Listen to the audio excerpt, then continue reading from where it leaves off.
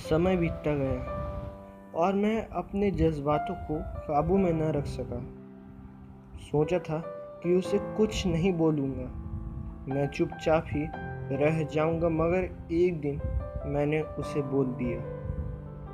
Face to face नहीं, बल्कि WhatsApp के ज़रिए मैंने उससे एक छोटा सा मैसेज लिखा। हे नताशा, मैं तुम्हें ये बात बहुत पहले ही बोल देना चाहता था कि मैं तुम्हें प्यार करता हूँ और हमेशा करता रहूँगा, मगर मैं हर बार इससे बोलने से डरता था क्योंकि मैं तुम्हें खोना नहीं चाहता था। मुझे हर बार इस चीज़ से डर लगता था कि कहीं तुम मुझे ठुकरा तो नहीं दोगे, और बस इसी वजह से मैंने तुम्हें अपने दिल की बात नहीं बताई और उन लफ्ज़ों को अपने दिल के कोने में ही पड़े रहने दिया।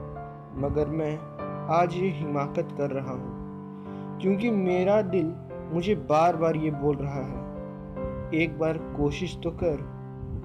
सो that is why I declare my love to you. Please please accept it. थोड़ी देर इंतज़ार किया और सोचा कि मैंने बहुत बड़ी गलती कर दी, और जैसे ही मैं व्हाट्सएप क्लोज कर रहा था तभी मेरी नज़र उसके स्टेटस बार पे पड़ी। It was showing typing. मेरी धड़कनें और तेज़ हो गई।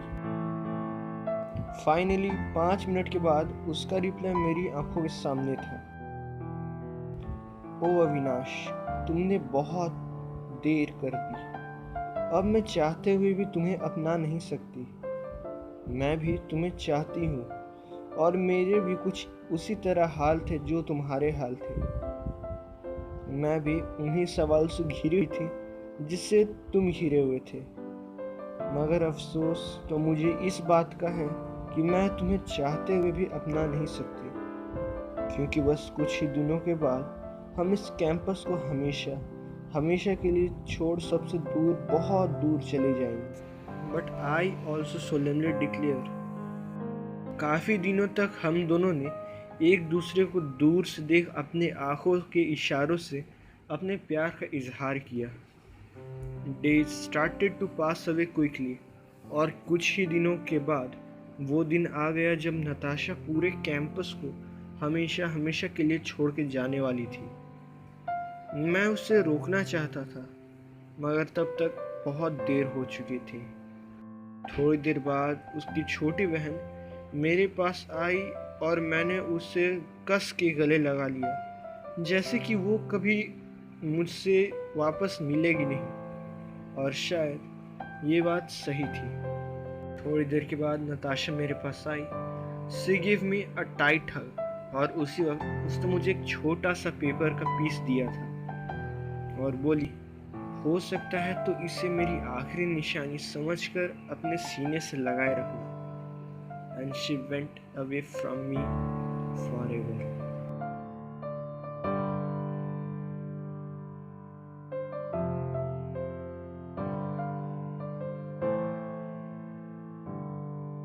उससे अलग हुए मुझे अब लगभग 5 सालों से ज़्यादा का वक्त बीत चुका था। सोचा था कि उससे पूरी तरह भूल जाऊंगा, मगर अफसोस उससे मैं अपने जहन से न निकाल पाया। फिर एक दिन जब मैं समर वेकेशंस पे कैंपस को वापस आया, तब मुझे नताशा के उस पेपर पीस की याद आई जो उसने मुझे संभाल के रखने को कहा था। बहुत खोजने के बाद मैंने उसे निकाला। The paper was in a miserable condition. पूरी तरह बर्बाद हो चुका था वो पेपर। एक एक वर्ड्स को पढ़ना बहुत मुश्किल था उस पेपर पीस का, बट किसी तरह उसे रीराइट कर मैंने उसमें लिखे वर्ड्स और सेंटेंसेस को ठीक कर दिया। अविनाश, जब तक तुम्हें ये पेपर मिलेगा तब तक मैं सबसे अलग, सबसे दूर जा चुकी होंगी, और ख़ासकर इस कैंपस और तुमसे, जिन्हें मैं दिलो जान से चाहती थी। मैं इस कैंपस से तो दूर रह सकती हूँ, मगर अपने दिल से नहीं, और मेरा दिल तो तुम्हारे लिए धड़क रहा है। खैर, जो कुछ भी हुआ वो ठीक नहीं हुआ, but it's all over now. मैं तुम्हें अपना नया नंबर दे रही हूँ, हो सके तो मुझे कॉल करना, भूल मत जाना, क्योंकि शायद ज़्यादा समय नहीं है मेरे पास।